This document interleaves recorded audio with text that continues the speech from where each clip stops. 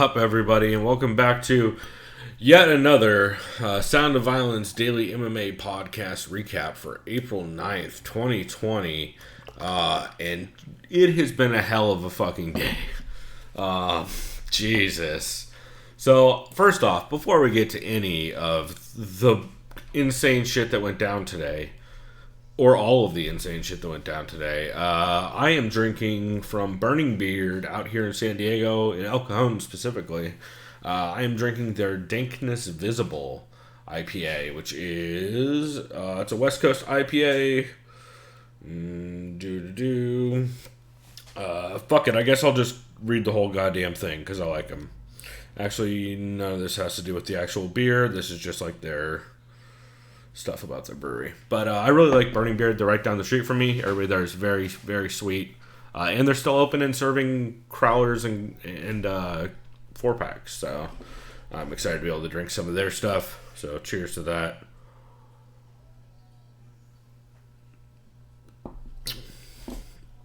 Oh, that's super good. Super fresh, too. Looks like it was canned on 3/28. So, how long ago was that? 2 weeks ago? Yeah, just over 2 weeks ago, looks like. Just under 2 weeks ago, actually. So, yeah, really good. I like that a lot. It's super fresh, clean West Coast IPA. Probably easy comparisons would be like a Stone IPA or... I like it way better than Stone IPA. I'm just trying to think of like classic, because it's not like classic West Coast, like tear your fucking enamel off your teeth classic West Coast. It's like classic modern San Diego style West Coast IPA, where it's pretty tropical. It definitely is like on the dank side. I would say it's like probably more towards the Pliny, but like a little bit more modern version of Pliny, where it's not quite as malty. Really good though. God damn. That's a great beer. Clean finish. Not a ton of like over bittering hops. There's definitely some, but it's not like a bitter bomb or anything like that. Really good. And then also here, you know what? Since it's been a long day, I'm gonna smoke a bowl of whatever the fuck weed this is. I don't even know at this point.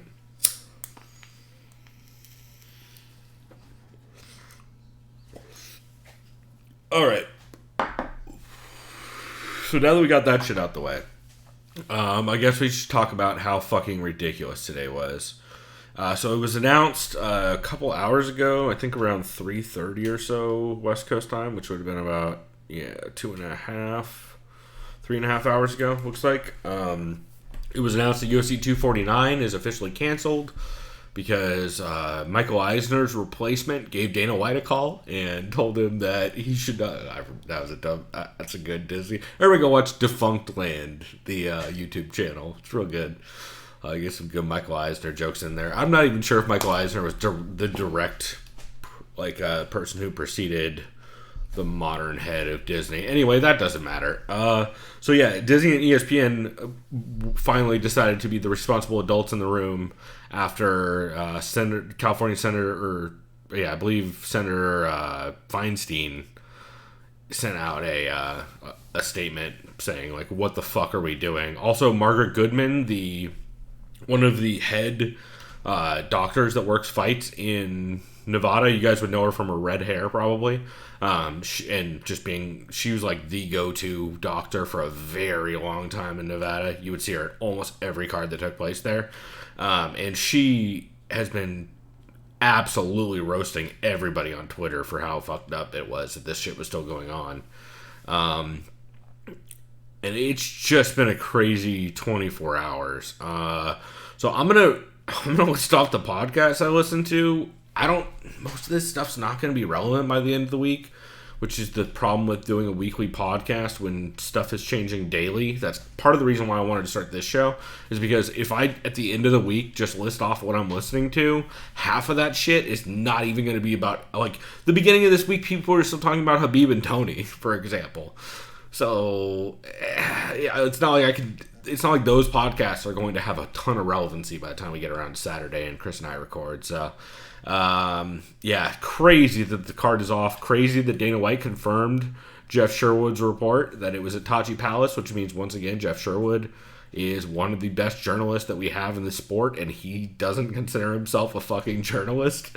Man, that old Sherdog crew are really, really, really impressive as time goes on. Like, the more time passes, the stronger that crew of, like, everybody from Josh Gross to Jordan Breen to Jeff Sherwood, Jack Encarnacion, and then, of course, TJ being the best producer at all in all of them in podcasting.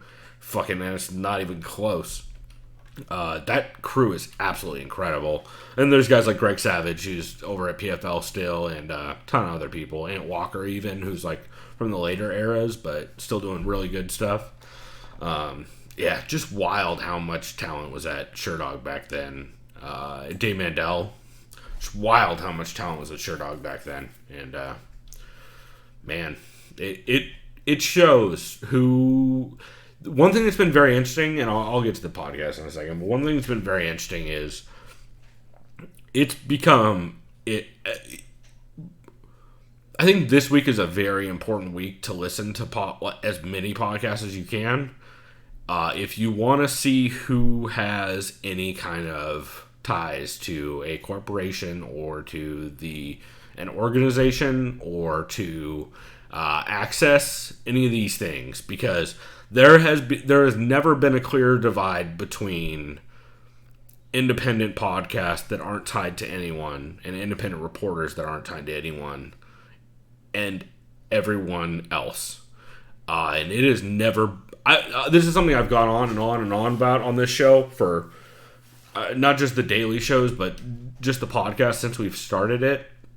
And it's never been more apparent. And things are going to change. It's either going to change for the way better, or it's going to change and become way worse. And I don't know which way that card is going to fall. I know which way I'm rooting for, which is, man, independent journalists have been doing a great fucking job during all of this. Here, you know what, I should shout some out. Of course, Sean Sheehan, who I've been blabbering about all the time about how since again Severe MMA, well, I've talked to him personally about this, like, he doesn't have ties to a big company, and that's what allows him to just do the work he wants to do and just say the things he feels are important and do fucking journalism, really, is what I'm trying to say. Other people, everyone at The Athletic, I think they've shown hands down, as soon as they showed up at The Athletic, every single one of those motherfuckers have been putting out exactly the content you knew they were capable of at the other outlets, but weren't getting the green light to do.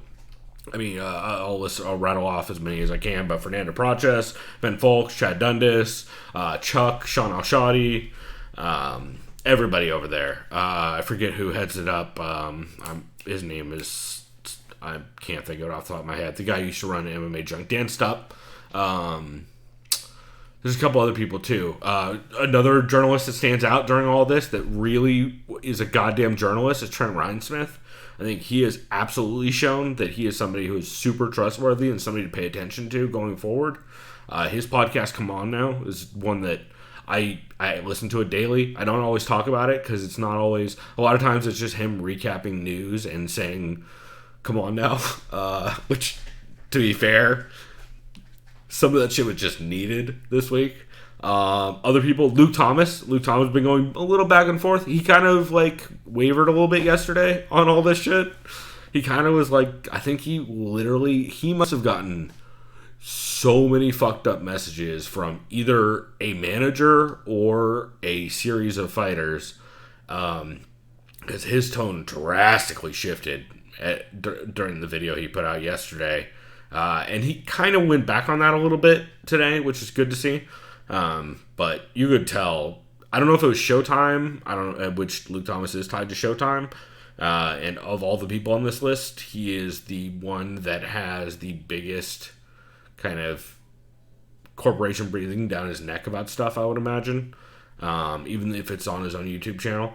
But I think he's someone to keep an eye on, because Luke Thomas has been out here saying this shit all the last couple weeks, and I don't think him just slightly going back on stuff yesterday, and he didn't even go back on it. He just said he's done talking about it because people are done listening, which fair, because some of his I've seen my mentions, and our mentions are generally pretty good compared to the shit I see Luke Thomas get. So it's got to be defeating. I know Shang-Chi has been dealing with that too.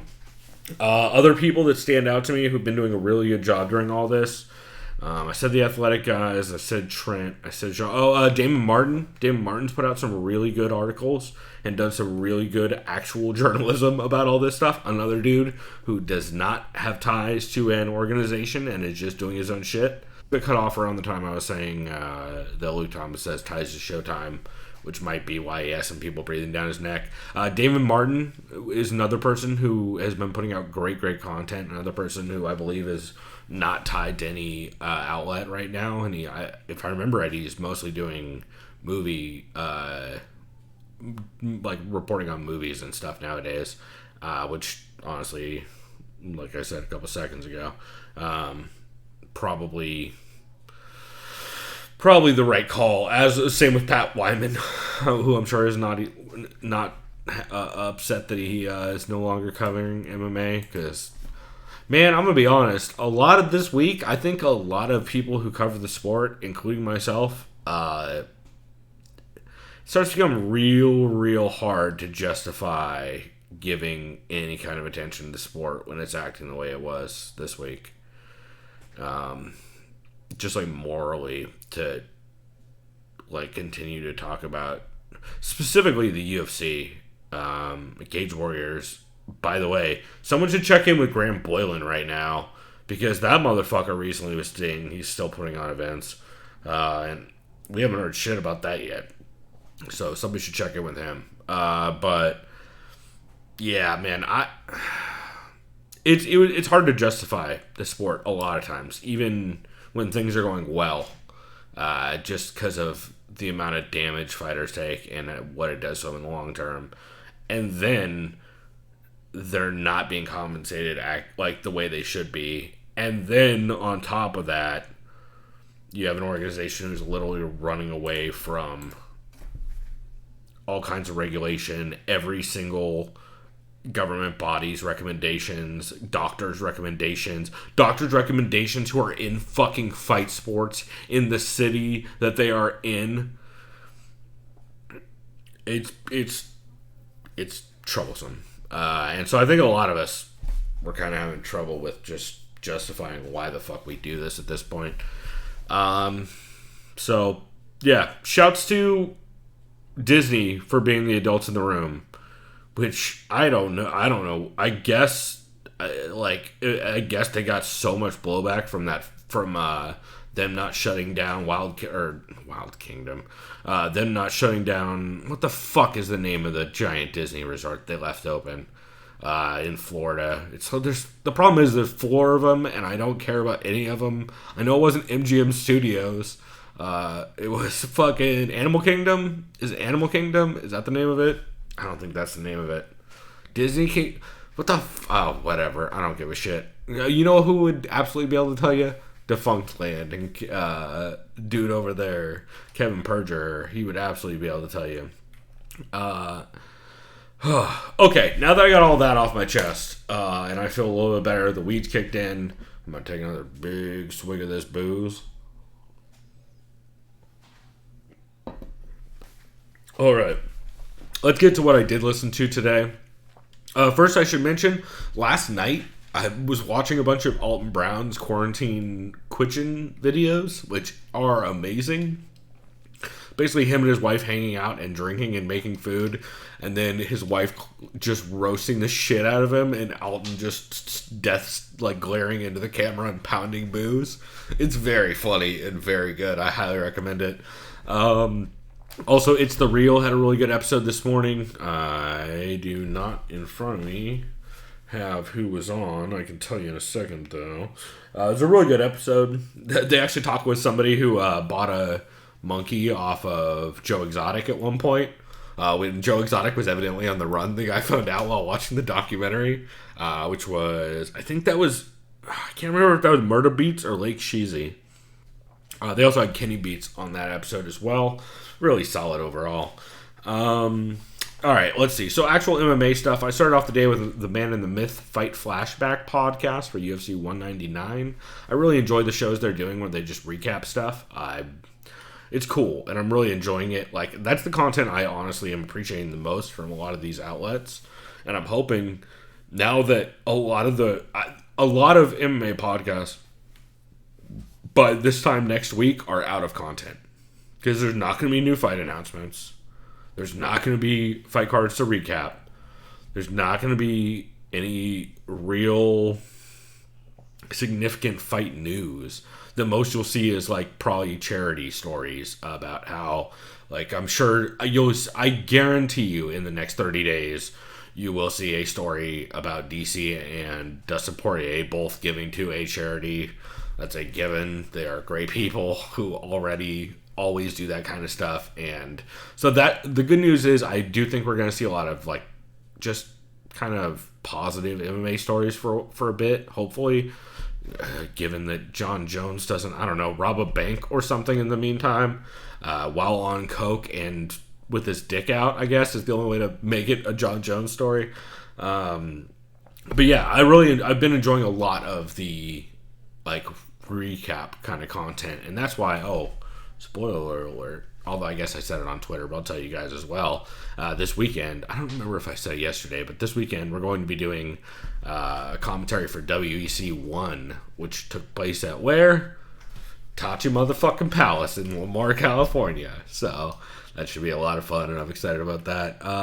Because I watched that card, but it's been a long fucking time. And I didn't watch it live, obviously. I watched it like probably 5-ish years ago, maybe 10-ish years ago. Right around the time Fight Pass started posting everything.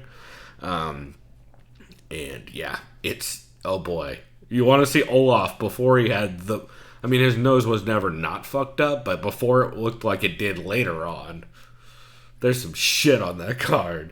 Man, those old WEC cards were fucking... They're as close as we have in California for a long time to just like... they're the equivalent of barn shows in California for the first couple, so... Pretty interesting. But yeah, Man in the Myth Fight Flashback. I mean, that's a wild card. You got Weidman versus... oh my god. No, sorry, Rockhold versus Bisping. A bunch of wild fights on that card. They picked up something that I forgot about, but Bisping and Rockhold, Rockhold kept trying to say he doesn't want to touch hands in the beginning of the fight. And Bisping goes, "No touch you in a second, motherfucker," which is the funniest shit. And yeah, just a really good recap of a card that you guys, I recommend watching the card before you listen to the podcast because it makes it refreshes your memory and it makes it kind of more interesting, but really good overall. And I'm excited to see what they do next on that show for their recap stuff. Let's see. After that, I listened to the co-main event live chat for April 8th. This was really, really good. There's so many. I had so many quotes I wanted to use this week, and since we're only doing a one segment show right now, I have to pick one quote. So it's tough. Ben Folks almost had one about how MMA fans are being fucking babies on Twitter. Like, of course, I don't mean anyone who listens to this show, but because if you would have already turned this show off if or any of our content off if you were any of these mouth breathers, because you'd be like, oh, these fucking libtard queers with the fucking retard opinions. I just assume that they use every offensive word all the time. But yeah, it's man, MMA fans on Twitter. It's really good. Like, oh, I'm sorry, big boy. Are your fights not going to happen? You're going to have to find something to do with your Saturday? It's a really good quote. It's just really good. But yeah, and just a really good episode overall. They talk about how kind of gross feeling UFC 249 is. Of course, this was recorded yesterday, so this is before any of the news broke. They talk about the UFC literally says they want to fly people to an island from all over the world, have them cut weight and suppress their immune systems, and then send them back to their respective countries. Which, when you put it like that, holy fucking shit. Also, not the lead singer of Incubus, Brandon Boyd, who I talked about yesterday on the Daily Show. Ben did bring up the Eddie Murphy conspiracy, which actually sounds way more legit the more I hear Dana talk. Dana was like, "Oh yeah, you know what? I was talking to Ari Emanuel, and he was like, he came up with the idea, like, why don't we just have it on an island?" And you're like, oh, so the head of Endeavor, who you know has multiple clients with islands, suggested we have it on an island. So, yeah, by the way, I don't think Dana was going to rent the island. I think Endeavor was going to try and get one of the clients who also has a piece of money in the UFC to do that, which, shady. Super shady. Also, Endeavor's broke his shit, and it's going to be amazing when they're forced to sell the OC back to the Fertittas for $1 billion, and it's going to be the best shit. Although, at this point, I don't know if Fertittas want to get anywhere fucking near this trash fire. Let's see. They also discussed on that co-main event podcast episode whether this is the most reckless and irresponsible thing in modern combat sports. UFC 249 going ahead, which probably it's probably up there. It's not at the bottom of the list. It's got to be top 10, which is insane. But yeah, man. Let's see. Other shows I listened to: the Fight Site MMA podcast, episode 10 with guest Haxerized. I liked this a bit, although it is a lot of talk about Khabib versus Tony. And they talk. It's funny. It's really funny hearing them talk about Tony's game. They talk about Tony's galaxy brain approach to MMA, and there's a really good metaphor actually in this episode about how Tony's game is similar to. Like, I'm not going to do it justice. You need to listen to it. But essentially, it's if you were to do the, what's the name of the Rebel Without a Cause style, like, game of chicken with two cars. Like, Habib has the big, like, Habib has, like, the big fucking muscle car that's all souped up. And then I'm trying to remember the other one. I can't remember off the top of my head, but they essentially said Tony is just like driving a fucking beater with a jet engine on the back of it, and he's not even steering with the steering wheel. He has like his feet hooked up, and he's using an Xbox controller. It's like that. It's a pretty good analogy for how ridiculous Tony's game is. Eugene S. Robinson's Showstomper V108 was good. At one point he says IKEA furniture is not furniture, it's just a living example of how inadequate you are, which I fucking feel that. I put it together a ton of different IKEA furniture, and I feel like I fuck it up every time. Like it technically works, it's just rickety, and I know exactly how janky it is because I just had to drill some shit together sometimes. But yeah, it's pretty good. He also talks about Dana. It's a lot of talk about Dana getting his hand caught in the cookie jar with the oh yes, that's right. Remember, hey you guys, remember forever ago when Dana had a sex tape scandal that happened, I don't know, like 30 days ago? Nobody's talking about it anymore because all this shit. Super convenient, huh? Jesus. Let's see. Oh, you know what? Actually, if I scroll further up this doc, I did also listen to a new show, which is Wrestling for MMA, episode 3 with Ed Gallo, where he talks about the wrestling game of Mike Brown. He basically goes back, watches a couple of fights, and just kind of talks about kind of how his game is built, him preferring underhooks, that kind of stuff. And then he watches the Genki Sudo fight and talks about some of the kind of his wrestling processes throughout that. Then he talks about the Eve Edwards fight in Bodog and how he was able to tighten up a lot of his entries and stuff like that. I just really like it. Ed Gallo is super knowledgeable. A lot of talk about wrestlers, not only in the, well, I was going to say in the NCAA tournament, but they canceled the tournament. But wrestlers keep an eye on that kind of stuff. And yeah, overall, really enjoyed it. It's definitely one that's going to be a regular listen for me. Let's see. Oh, speaking of... oh, yeah, that was Fight Side also. Oh, right. So, okay. So, real quick with Mike Swick is back. It's been a while since they've done an episode, but he did an episode called Quarantine Number 1, where evidently he's going to be checking out on fighters and friends to see how they're doing. The first guest is Tyron Woodley, since Tyron Woodley did his camp for the Leon Edwards fight out at AKA Thailand. So a lot of talk about the fight falling apart and basically getting a call from the UFC as he's about to leave for London, being like, don't go anywhere. We're going to have the fight in the US. And then just not hearing shit, like hearing from the media that Leon Edwards fell out. And then just like trying to fight anybody he can at that point because he needs to make a statement. And they also talk a bit about how crazy the coronavirus shutdowns are in Thailand and how much more seriously Asia is handling it than the US right now. Which, yeah. It's definitely interesting. And then after that, here, I'll get to MMA stories with Cox and Horn, Monty Cox and Jeremy Horn, from April 8th, 2020, which was yesterday. And this was mostly about the Gaethje Ferguson announcement and kind of what the fuck is even going ahead with any of this stuff. Monty says he did have a show scheduled because he's a promoter. He had an MMA show scheduled for the 16th with Jeremy Horn in it, I believe, like a Indian reservation or something like that. But he says he's probably going to postpone it because, like, even if they get clear, because evidently the state it's in, it's the first of the month is when I think it's Iowa. They said they're on quarantine until the 1st of May, which he said even if it is the 1st of May, trying to have people come to a venue like a casino and be around a ton of people 2 weeks later seems weird and not like a good idea. Plus, Monty is very susceptible to he has like half of the things you should not have and go outside during this stuff. So, it's an interesting episode. And, I like Monty Cox. I find him to be an interesting dude.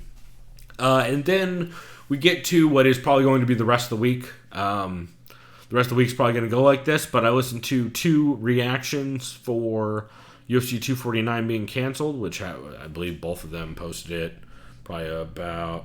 Oh, good. My internet's tanking again. It looks like we're back up. I don't know how much we lost.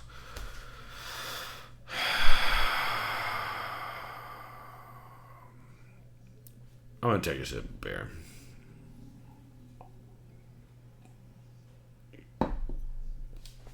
Anyway. God damn it. My fucking internet, man. Remember how good the internet was working for me for a bit? Remember how we had no problems for a little bit? Now I can't even fucking stream it on the goddamn... Anyway, I listened to one reaction show. The first one I heard was Severe MMA. Shawnee Podcast reacted to the UFC 249 cancellation. And he raised a bunch of good questions. Which, him and Luke Thomas, man... and Trent Reinsmith. Those are the 3 people. I mean, there's been a lot of people. Everybody at The Athletic has been good about it, too. I mentioned all this stuff at the top, but let's pick 3 people who have been the most vocal about how fucked up this is. You know what? I'll say 4, because Casey Leiden from MMA Fighting has been absolutely one of these dudes, too, who I should have given credit for at the top as well.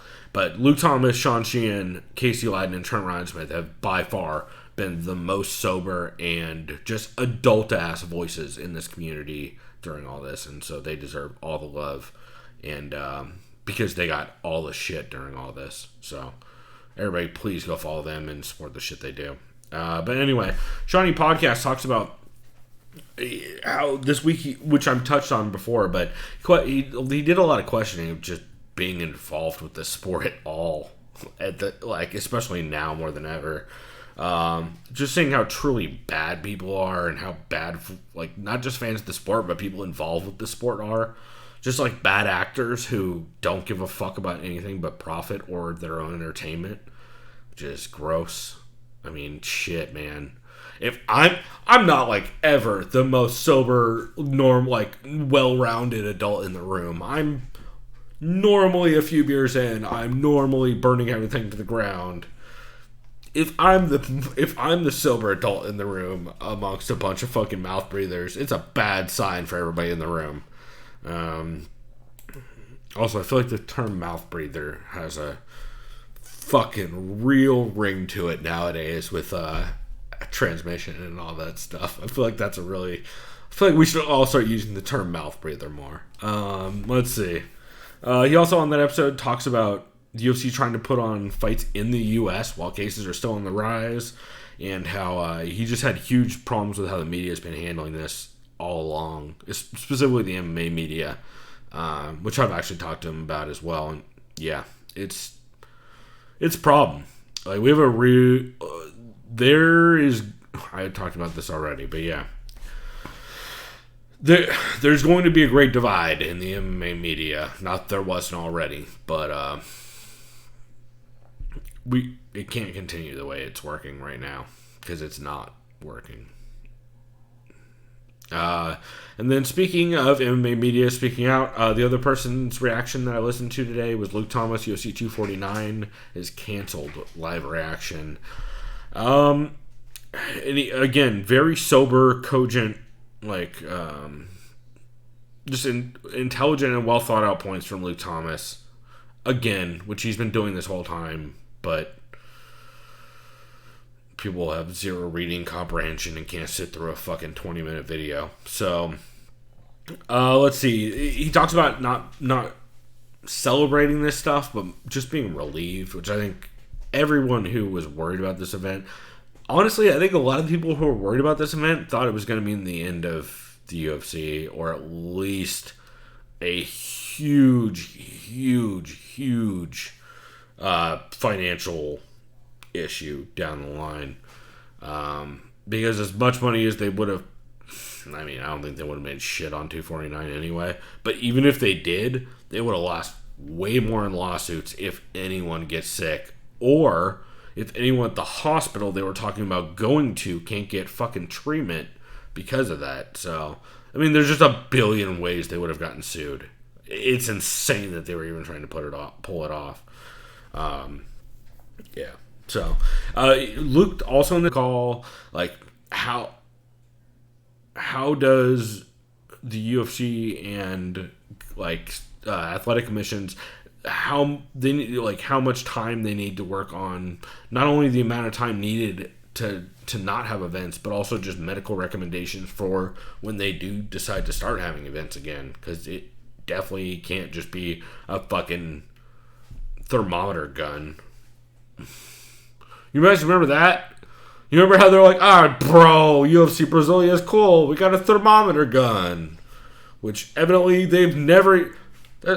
Has anyone used a thermometer gun? You good luck getting a consistent reading. I can't get a consistent reading on boiled fucking water with a thermometer gun.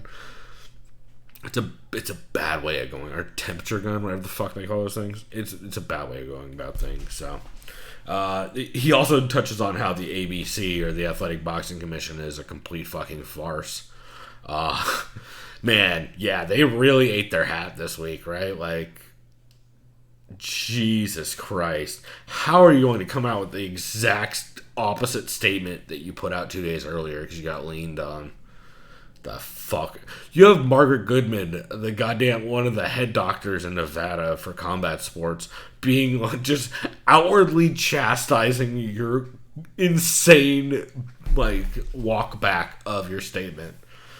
Fucking blows my mind that all that. This has been one of the crazy.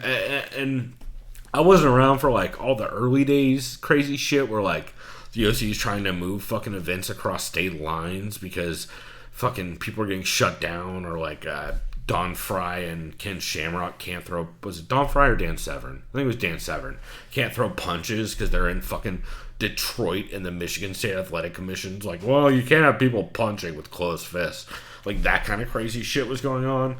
Like, I wasn't around for those times, but I can't remember a time where MMA has ever been both dumber and irresponsible and just insane day to day. So, shouts to that, I guess. Jesus, I'm running long as fuck. I'm basically just doing a podcast every day now, I guess. I don't know what I'm doing. I guess I'm enjoying a beer and trying not to fucking lose it. I'm still working 9-hour days, so this is kind of cathartic. It's almost more for me than it is for you guys, I think, at this point. Alright, so things I have queued up. Danny Segura TV. Danny Segura has on his YouTube channel, did a reaction for UFC 249 being canceled. That is definitely on my list. Let's see. I got a couple over here. Oh, there's a couple that I didn't get to from yesterday, like MMA Roasted, Deciding Splits, Writer and the Fighter. Those are all still on my list. I'll get to that one at the end because I'm so excited about it. Oh, I should mention, I've been listening to a ton of Doug Stanhope. I'm trying to catch up because he just started his daily quarantine podcast where he's on a media blackout. Like, he's not looking at anything, and everything is being filtered by his either Greg Chaley or Brian Hennigan. And so he's only getting, like, very filtered information, and he's going for 30 days like that, so it's kind of like 30 days in the hole, but with booze, which I'm very excited about. But I'm trying to catch up on the show before then, because I am too obsessive compulsive to not listen to things in order. That's probably a good portion of why this show exists, is because I have to listen to things in order, or else I don't know all the references, and then what am I gonna do? Then I'm just not gonna get all the good parts. Let's see. Come On Now podcast number 30, which came out today. I guarantee Trent Rhinesmith is putting out a good episode today. I will listen to it, but yep, it's gonna be good. I also have a feeling the one tomorrow will be good. What the Heck, episode 2. This is Mike Heck's new show on MMA fighting. It's kind of like the new interview show for MMA fighting, and it's really good. I haven't listened to this episode yet. Looks like it's Stephen Thompson, Merab Dvalishvili, Laura Sanko, Colby Covington, and Francis Ngannou. God damn, that's a lineup. Which I think I tweeted that out last night, actually, as well. So, MMA Takeover had Nolan King on, which is a Loudmouth MMA Network podcast. I also have queued up, I'll get to those at the end. MMA Fighting has a UFC 249 postponed reaction. Man of the Myth has an emergency reaction for UFC 249. Half the Battle had Bilal Muhammad on for episode 315, which was a quarantine edition, part 4. By the way, I realized why I say quarantine. It's because of the fruit clementines. That's the problem I have every single time. Oh my darling quarantine. I figured it out today. That's why I keep saying it wrong. Our MMA show is UFC 249 setting up for a failure, which I think was released this morning. Heavy Hands, episode 311, Underrated Technicians. Fights Gone By, episode 203, Fist Fight at the End of the World. MMA Junkie Radio, episode 3042, latest on UFC 249. I'm not going to lie, I want to listen to this one to see exactly what they're saying right before the card gets canceled. So I want to hear what they have to say after the card gets canceled and see how the tone changes, because I don't know. I think it'll be interesting. Also, MMA Roadshow. Although I don't know how much of it is relevant at this point, because Cole Coffey tweeted out that it was recorded before all this news broke. And so I don't know how all that's going to go. It might not be relevant at all. And then lastly, the thing I'm most excited about, if I wasn't already going to watch Mortal Kombat tonight instead, because Fight Island.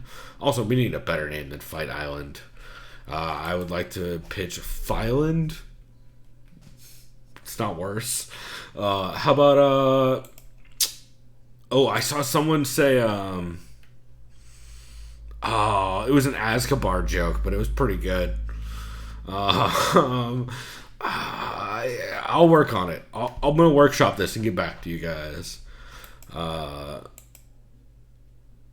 Yeah, no. I'm trying to think of puns off the top of my head for islands, but, like, it's not a lot of... Islands are mostly tropical, and tropical names don't normally rhyme with a lot of other words. Now I'm thinking about it, like, what do you rhyme fucking Tahiti with? That's fight-related. I don't know. Alright, anyway. That's everything, right? Oh, wait, no, right. I forgot. So... What I'm most excited about is the MMA depressed us for this week, which I believe I mentioned last week. MMA depressed us 48 is not. They're not watching fights. Instead, they're watching the cinema of fights, and that is Never Back Down 2, The Beatdown. Woo! You got Eddie Bravo cameos. You got fucking Todd Duffy up in this bitch, just like slamming dudes and making fun of everybody. It's the shit. We also did it. I'm just glad to see a lot of these shows doing movie commentaries now, since you guys know, we've done movie commentaries for, I would say, the majority of MMA movies on the market. Oh shit! I forgot! What am I saying? Thank you, Shawnee Podcast in chat, who just dropped in. Obviously, there's only one place that you can hold the UFC events, and it's on the island known as Hamsterdam Island, which Shawnee Podcast tweeted out that of course they should hold the fights in Hamsterdam, which 100% Hamsterdam is 100% the place. You get fucking you get Bunk to ref. Bunk would be a terrible ref. Who would be a worse ref, Bunk or McNulty?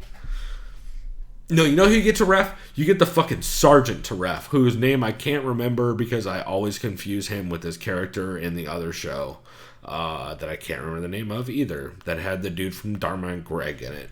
There's a reference for you. Lieutenant Daniels? I think it's Lieutenant Daniels. Yeah, you get Lieutenant Daniels to ref. That dude ain't gonna let anybody get away with no shit. And you get Bunk to, I don't know, Bunk can do play-by-play? I'd listen to Bunk on play-by-play. I fucks with that.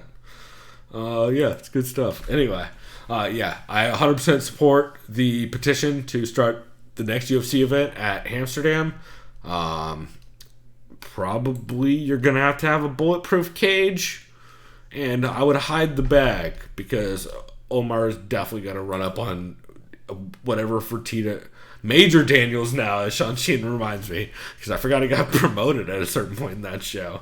But yes, oh man, I fucking missed The Wire. I need to go watch that. Also, Shawnee Podcast, I'm telling you, Treme, real good. As long as you can deal with, like, if you all are like music that has any kind of brass instruments, holy fucking shit, it's the best. Also, Bunk from The Wire grew up in New Orleans and actually pitched David Simon, the creator of The Wire, on making that show. He's like, hey, come down from Mardi Gras one year and just experience it. And that's kind of what started all that off. So, very cool story, and I'm a big Wendell Pierce fan. Oh, he says it's on the list. Well, shit. When you get there, let me know. There's a lot of good Wire references. Like, it's half the cast of The Wire in that show as well. You see a lot of dudes either make cameos or have full on guest. Like oh my god, the goddamn tiny furniture maker. What is his name in that show? Oh my god, I can't remember. Shawnee Podcast will come up with it. Lester? Is it Lester? That sounds wrong. I can't remember, but he's like a main character in Treme, and yeah, so good. Oh, Dr. John. Shit, I'm about to go put on some fucking Dr. John music. Yes, that dude's been cheering me up a lot, and everybody should go listen to Severe MMA, but everybody should follow Sean Sheehan BA on Twitter. He has been one of the people I've been just the most happy to follow and see the content he's putting out right now, because it's important shit, and being an independent voice is rare nowadays. So those are the people I find the most interesting and the most reliable. So shouts to Sean Sheehan. Keep watching The Wire, y'all. Fucking, oh my god, there's so many good. I saw such a good video of Snoop from The Wire talking about growing up in Baltimore. Oh god. Also, Sean Sheehan, if you're interested in books about The Wire, it's over here. Where did that go? Yeah, here we go. The Corner from David Simon, the dude who wrote the Wire, basically loosely based around this. It's really, really, really good. Like really, really good. I highly recommend checking it out. Yeah, it's not at all a fun time. It's much like The Wire, where it's just seeing like systematic oppression and the government breaking down on all levels. But it's really good. It's really, really good. So, highly recommend that. I'm done blabbering. Everybody go drink something. Go support your local brewery. And until next time. Oh, did you watch the Corner TV show? I never saw the Corner TV show. That's actually on my list, though. Candy Alexander, I think, is in that also, right? If I remember right, I think that's Candy Alexander, because this is a picture from the actual TV show. I think that's Candy Alexander, who is, of course, from News Radio, and also main character in Treme. It's very full circle with all that shit. So, yeah. Anyway, now that I'm done talking to Sean Sheehan, this is basically a podcast of me chatting with Sean Sheehan through text at this point. So, I'm out of here. But, yeah, everybody, go support your local brewery. Go hug somebody you like. Tell somebody they're doing something cool. And till tomorrow. See you later.